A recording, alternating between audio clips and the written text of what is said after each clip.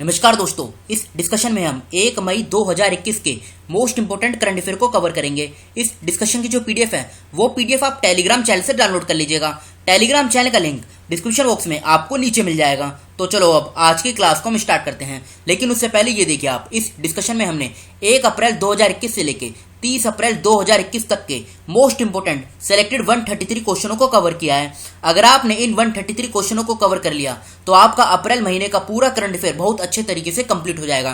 फिर आपको कहीं और से पढ़ने की जरूरत नहीं है। इसको आप एज ए टेस्ट लगाइएगा और फिर ये देखिएगा आपके कितने क्वेश्चन सही बन रहे हैं और कितने गलत बन रहे हैं। देखो, इन 133 क्वेश्चनों को आप अच्छे से रट लीजिए। इस वीडियो का लिंक आपको डिस्क्रिप्शन बॉक्स में नीचे मिल जाएगा। तो चलो अब आज की क्लास को स्टार्ट करते हैं। सबसे पहली न्यूज क्या है? पहली न्यूज है, रूस में जानवरों के लिए कोविड-19 के पहले बैच के टीके। समझते हैं पूरी न्यूज है क्या।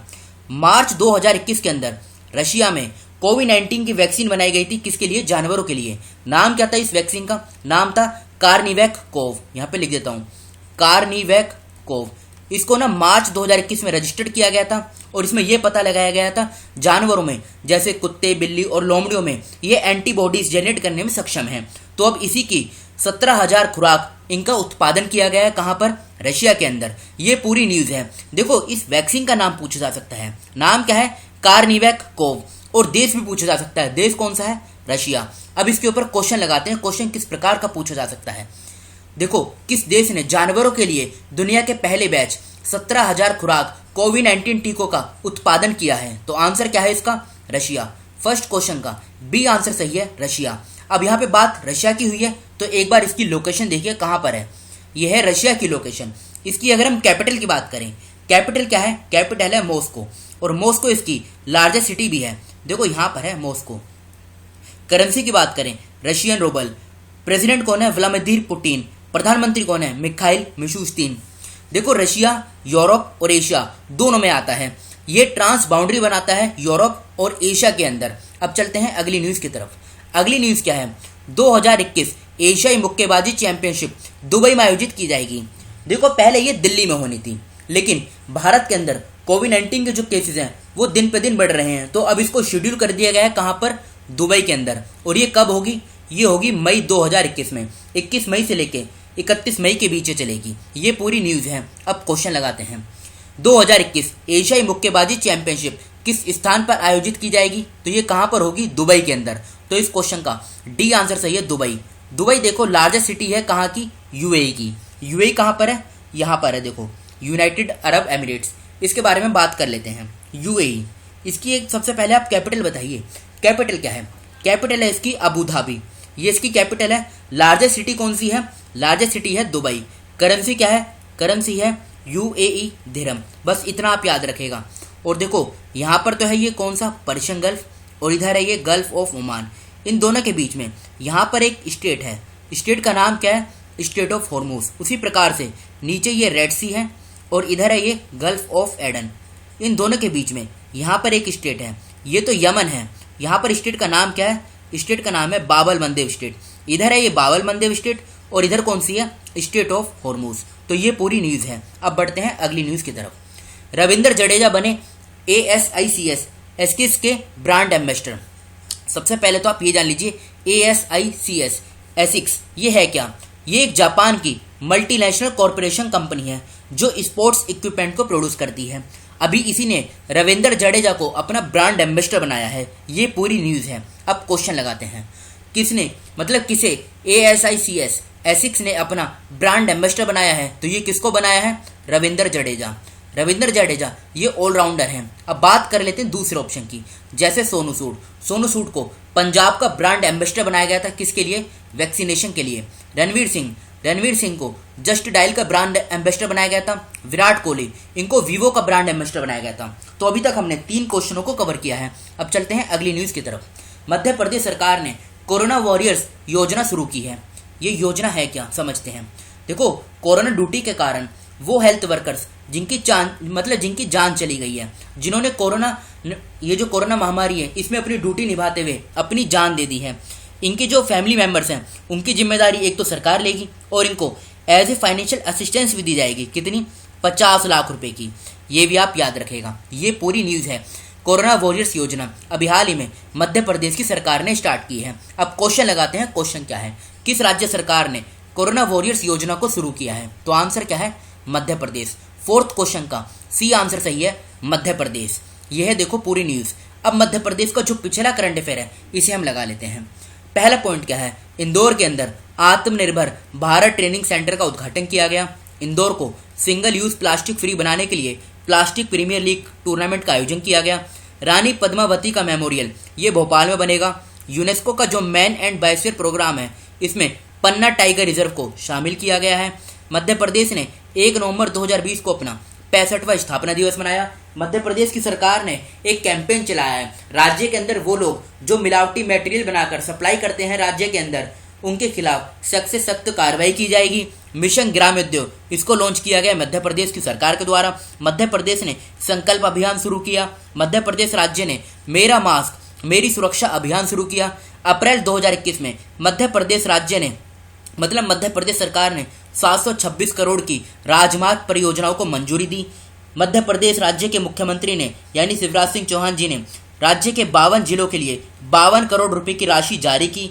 मध्य प्रदेश सरकार ने योग से निरोग कार्यक्रम को स्टार्ट किया। ये पूरा मध्य प्रदेश का करंट अफेयर था जिसको अभी हमने कंप्लीट किया है, मतलब कवर किया है। चलते हैं अगली न्यूज की तरफ। आईआईटी गुवाहाटी ने पूर्वोत्तर सीमांत रेलवे के साथ समझौता किया है। समझते हैं पूरी न्यूज है क्या।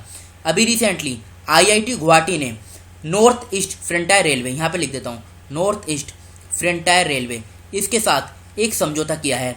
होगा क्या? नॉर्थ ईस्ट का जो एरिया है ना, यहाँ पर रेलवे का जो नेटवर्क है इसको मतलब संचालन, इसका बेहतर संचालन और विस्तार किया जाएगा, मतलब इसको डेवलप किया जाएगा, आप ये कह सकते हैं नॉर्थ ईस्ट के अंदर। तो अभी हाल ही में आईआईटी गुवाहाटी ये कहाँ पर है? ये आसाम के अंदर है। इसने नॉर्थ ईस्ट फ्रंटियर रेलवे इसके साथ एक एग्रीमेंट, एक समझौता साइन किया है। अब समझते हैं एनईएफआर, नॉर्थ ईस्ट फ्रंटियर रेलवे, ये है क्या? देखो भारत के अंदर टोटल रेलवे के 18 जोन हैं और 18 जोन में से एक है ये नॉर्थ ईस्ट फ्रंटियर रेलवे। कहाँ पर है इसका हेडक्वार्टर? आसाम के गुवाहाटी। असम के गुवाहाटी में एक जगह है, नाम क्या है इसका? मालीगांव। ये पूछा जा सकता है, मालीगांव ये कहाँ पर है? गुवाहाटी के अंदर है। ये काम क्या करती है? तो देखो, एक तो नॉर्थ ईस्टर्न स्टेट्स में जो रेलवे का नेटवर्क है इसको एक्सपेंशन, इसका ऑपरेशन जो है यही उसके लिए रेस्पॉन्सिबल है। बिहार और पश्चिम बंगाल के कुछ जिलों में भी ये काम करती है। अच्छा ये बताइए, रेलवे के सीईओ कौन है? इनको भी रिसेंटली बनाया गया था, तो कौन है ये है सुनीत शर्मा। ये नाम आप याद रखेगा, ये रेलवे के सीईओ हैं सुनीत शर्मा। अब क्वेश्चन लगाते हैं, क्वेश्चन क्या है? पूर्वोत्तर सीमांत रेलवे ने पूर्वोत्तर में रेल नेटवर्क के बेहतर संचालन और विस्तार के लिए किस आईआईटी के साथ सहयोग किया है? तो किसके साथ किया है? आईआईटी गुवाहाटी के साथ। तो फिफ्थ क्वेश्चन का सी आंसर सही है, आईआईटी गुवाहाटी। बढ़ते हैं अगली न्यूज की तरफ। डेविड वार्नर ने लगाए आईपीएल में 50 अर्धशतक। अब ये पूरी न्यूज क्या है? देखो, आईपीएल के इतिहास में 50 अर्धशतक लगाने वाले पहले बल्लेबाज कौन बने हैं? David Warner. डेविड वार्नर वैसे तो ये ऑस्ट्रेलिया के क्रिकेटर हैं, लेकिन आईपीएल में ये सनराइजर हैदराबाद के मतलब उसके टीम से खेलते हैं, सनराइजर हैदराबाद की तरफ से। और अभी इन्होंने 28 अप्रैल 2021 को ये मुकाम हासिल किया है। अब क्वेश्चन लगाते हैं, क्वेश्चन क्या है? आईपीएल के इतिहास में 50 अर्धशतक लगाने वाले बल्लेबाज कौन बन गए हैं? ये पहले बल्लेबाज बने हैं। तो ये कौन है? ये डेविड वार्नर। वैसे तो ये ऑस्ट्रेलिया के क्रिकेटर हैं, लेकिन आईपीएल में ये सनराइजर टीम के वहां से खेलते हैं, मतलब सनराइजर टीम के लिए खेलते हैं। ये पूरी न्यूज थी। बढ़ते हैं अगली न्यूज की तरफ। कृति करंत ने जीता वाइल्ड इनोवेटर अवार्ड। कृति करंत, देखो ये एशिया की पहली और भारत की मतलब पहली भारतीय और एशिया की वुमेन है जिन्होंने अभी रिसेंटली कौन सा अवार्ड जीता है? Wild innovator award. ये अवार्ड किसके द्वारा दिया जाता है? अवार्ड दिया जाता है वाइल्ड एलिमेंट्स फाउंडेशन। किसके द्वारा? Wild elements foundation. अब ये जो अवार्ड इनको दिया गया है किस क्षेत्र में दिया गया है? तो ये दिया गया है सस्टेनेबल डेवलपमेंट। ये है कौन? तो देखो, बेंगलोर में ना centre for wild life studies है, यानी CWS। कहाँ पर है? ये बेंगलोर के अंदर centre for wild life studies. इसमें ये वैज्ञानिक हैं और इनको सस्टेनेबल डेवलपमेंट, इसके लिए ये अवार्ड दिया गया है। सस्टेनेबल डेवलपमेंट ये क्या होता है? अगर सिंपल भाषा में समझे, पर्यावरण को ध्यान में रखते हुए विकास करना। अच्छा ये बताइए, एसडीजी में कितने गोल हैं? तो टोटल इसमें 17 गोल हैं जिनको 2030 तक अचीव करना है। ये पूरी न्यूज है।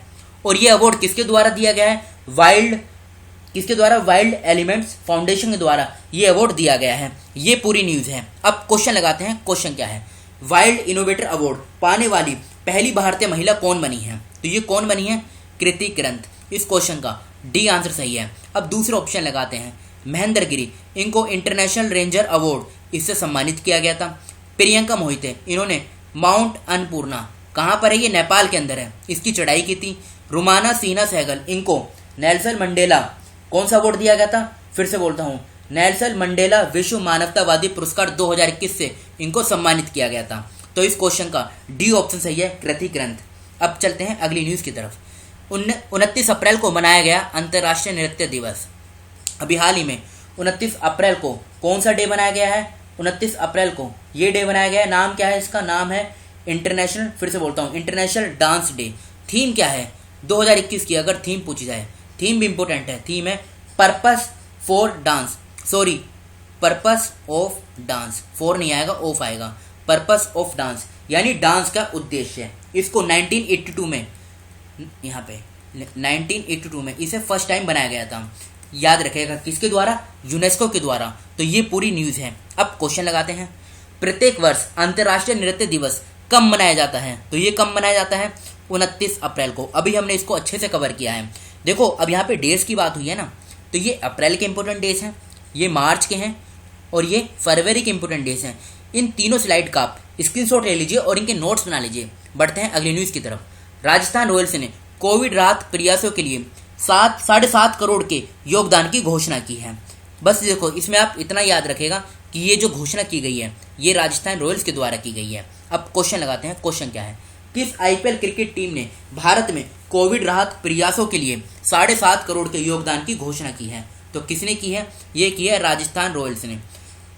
देखो, आईपीएल जो 2020 हुआ था ना, इसको किसने जीता था? आईपीएल 2020 में इसमें जो विनर टीम रही थी, ये रही थी मुंबई इंडियंस। किसको हरा के?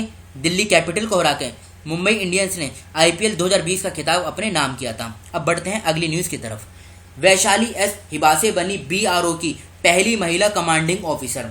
वैशाली एस हिबासे ये है कौन अगर पूछा जाए? तो देखो, ये महाराष्ट्र के वारदा से हैं।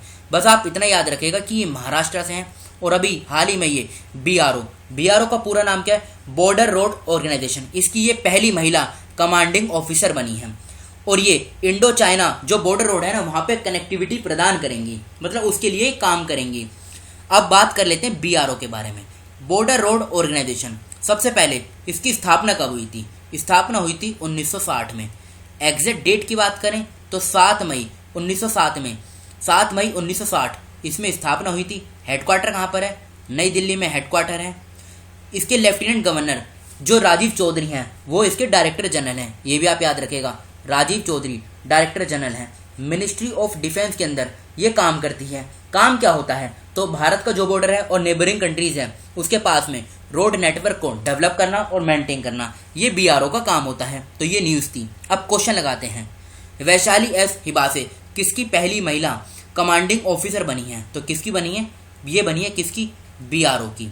इस क्वेश्चन का बी ऑप्शन सही है, बीआरओ। बीएसएफ नहीं आएगा, बीआरओ आएगा। तो ये तो थी हमारी करंट अफेयर की क्लास। अब कल के क्वेश्चन जो आपसे पूछे गए थे। सिप्री की रिपोर्ट के अनुसार 2020 में सर्वाधिक सैन्य खर्च करने वाले देशों की सूची में भारत किस स्थान पर है? तो तीसरा आंसर है इसका। नीति घाटी किस राज्य में स्थित है? उत्तराखंड में है। अप्रैल 2021 में मनोज दास का निधन हो गया। वह किस क्षेत्र से संबंधित थे? तो ये लेखक थे। अप्रैल 2021 में निम्न में से किस बैंक ने वित्त वर्ष 2022 के लिए अपने भारत के विकास के उन्नयन को 8% से बढ़ाकर 11% कर दिया है? तो आंसर क्या होगा? एडीबी। निम्नलिखित में से किसने the living mountain A fable for over times पुस्तक लिखी है? तो अमिताभ घोष सही आंसर है।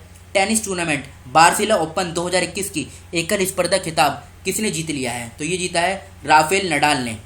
अब ये तो थे हमारे कल के क्वेश्चन। ये आज के क्वेश्चन है जिनका आंसर आपको बताना है। किस शहर के जिला प्रशासन ने एक अनूठी ऑक्सीजन ऑन व्हील्स पहल शुरू की है? सीरम इंस्टीट्यूट ऑफ इंडिया की स्थापना कब हुई थी? परियोजना दंतक का संबंध किस देश से है? डेविड बैकहम किसके गुडविल एम्बेसडर बने हैं? हाल ही में जारी चांडर गुड गवर्नमेंट इंडेक्स CGGI में भारत की रैंक क्या है? कौन सा देश ट्रैकोमा को समाप्त करने वाला दूसरा अफ्रीका देश बन गया है? तो इन 6 क्वेश्चनों का आंसर आपको कमेंट बॉक्स में खुद से बताना है। तो फिलहाल इस डिस्कशन को हम यहीं पे रोकते हैं। Thank you.